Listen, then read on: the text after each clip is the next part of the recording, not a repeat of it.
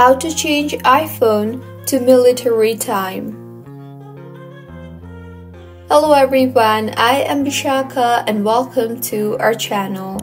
I will take you through the step-by-step process on how to change iPhone to military time. Now, let's get right into the tutorial. Many people use a 24-hour clock, also known as military time, to keep track of time. This is most commonly used time notation in the world today, and it's the international standard notation for time of day. The 24-hour clock is especially popular in military and healthcare environments. So, go ahead and launch the settings application on your device. In here, scroll down and tap on General and then navigate to the Date and Time option.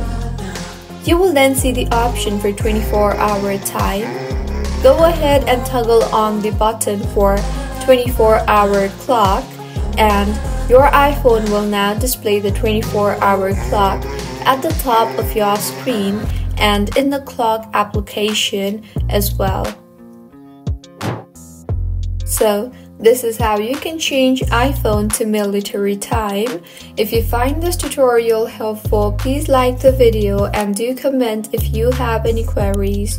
Also, do subscribe to our channel Login Giants for similar helpful tutorials. See you on the next one.